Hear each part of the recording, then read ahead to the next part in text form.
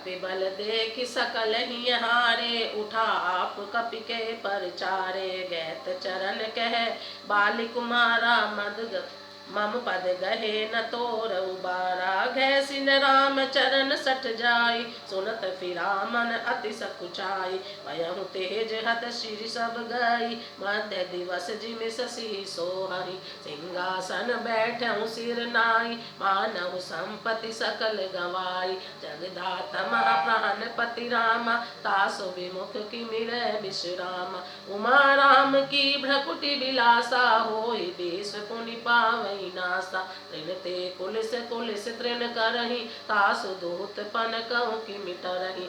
उनि कपि कही नीति विधि नाना, मानन ताहि काल नियराना। रिपुमद मति प्रभु सुजस सुनायो, यह कही चलो बाली नृप जायो। हतौ न खेत खिलाई खिलाई, तोहि अब ही का करहु बड़ाई। प्रथमहि तासु तनय कपि मारा, सो सुनि रावण भयहु दुखारा। जातु धान अंगद पन देखी, वह व्याकुल सब भये विशेषी। रिपु बल धरसी हरस कपि, बाली तनय बल पुंज।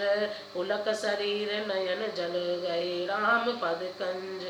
सांझ जानी 10 कंधर, भवन गयऊ बिल खाई। मंदोदरी रावण ही बहुरी कहा समुझाई। अंगद का बल देखकर सब हृदय में हार गए। तब अंगद के ललकाने पर रावण स्वयं उठा। जब वह अंगद का चरण पकड़ने लगा, तब बाली कुमार अंगद ने कहा, मेरा चरण पकड़ने से तेरा बचाव नहीं होगा। अरे मूर्ख, तू जाकर श्री राम जी के चरणों को क्यों नहीं पकड़ता। यह सुनकर वह मन में बहुत ही सकुचा कर लौट गया। उसकी सारी श्री जाती रही। वह ऐसा तेजीन हो गया जैसे मध्याह्न में चंद्रमा दिखाई देता है। वैसे नीचा करके सिंहासन पर जा बैठा, मानो सारी संपत्ति गंवा कर बैठा हो। श्री रामचंद्र जी जगत भर के आत्मा प्राणों के स्वामी है। उनसे विमुख रहने वाला शांति कैसे पा सकता है। शिव जी कहते हैं, उमा, जिन श्री रामचंद्र जी के भूविलास भूमि के इशारे से विश्व उत्पन्न होता है और फिर नाश को प्राप्त होता है, जो तृण को वज्र और वज्र को तृण बना देते हैं, अत्यंत निर्बल को महान प्रबल और महान प्रबल को अत्यंत निर्बल कर देते हैं, उनके दूत का प्रण कहो कैसे टल सकता है। फिर अंगद ने अनेकों प्रकार से नीति कही, पर रावण नहीं माना, क्योंकि उसका काल निकट आ गया था। शत्रु के गर्व को चूर करके अंगद ने उसको प्रभु श्री रामचंद्र जी का सुयश सुनाया और फिर वह राजा बाली का पुत्र यह कहकर चल दिया कि रणभूमि में तुझे खिला खिला कर न मारूं, तब तक अभी पहले से क्या बड़ा करूं। अंगद ने पहले ही सभा में आने से पूर्व ही उसके पुत्र को मार डाला था। यह संवाद सुनकर रावण दुखी हो गया। अंगद का प्रण सफल देखकर सब राक्षस भय से अत्यंत ही व्याकुल हो गए। शत्रु के बल का मर्दन कर बल की राशि बाली पुत्र अंगद जी ने हर्षित होकर श्री रामचंद्र जी के चरण कमल पकड़ लिए। उनका शरीर पुलकित और नेत्रों में आनंद आश्रुओं का झल भरा है।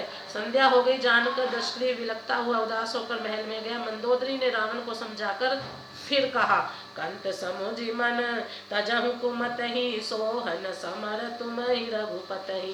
रामानुज लघु रेख खिंचाई, सो नहीं नागेउ असी मनुसाई। पिय तुम ताहि जितब सग रामा, जाके दूत केर यह कामा। कौतुक सिंधु नागि तब लंका, आयऊ कपि के हरि असंका। रखवारे हति विपिन उजारा, देखत तोहि अछते मारा। चारि सकल पुर कीन सिछारा, कहाँ रहा बल गर्व तुम्हारा। अब पति मृषा गाली जनि मारहूँ, मोर कहा कछु हृदय विचारहूँ। पति रघुपति नृपति जनि मानहूँ, अग जगन्नाथ अतुल बल जानहूँ।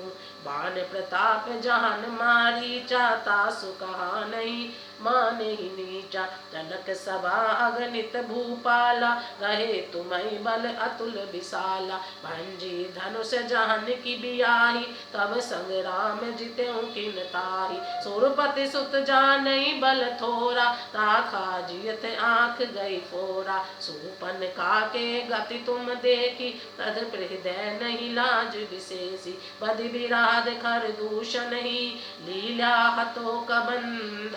बाली एक सर मार्यो, ते जानऊ 10 कंध।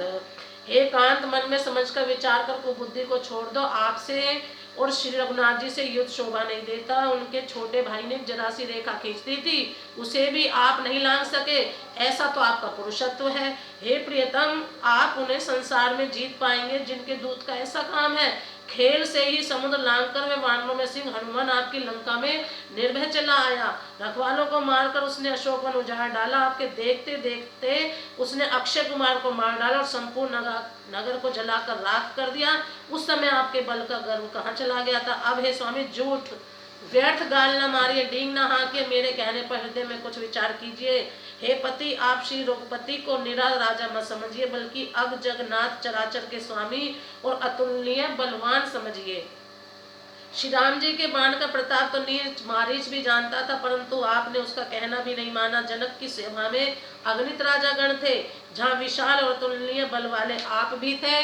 वहां शिव जी का धनुष तोड़कर श्री राम जी ने जानकी को ब्याहा, तब आपने उनको संग्राम में क्यों नहीं जीता। इंद्र पुत्र जयंत उनके बल को कुछ कुछ जानता था। श्री राम जी ने पकड़कर केवल उसकी एक आंख ही फोड़ दी और उसे जीवित ही छोड़ दिया। शूर्पणखा की दशा तो आपने देख ही ली, तो भी आपके हृदय में उनसे लड़ने की बात सोचते विशेष कुछ भी लज्जा नहीं आती। जिन्होंने विराट और खरदूषण को मारकर लीला से ही कबंध को भी मार डाला, और जिन्होंने बाली को एक ही बाण से मार दिया। हे दशकंद, आप उन्हें उनके महत्व को समझिए, प्रेम से बोलो जय श्री राम।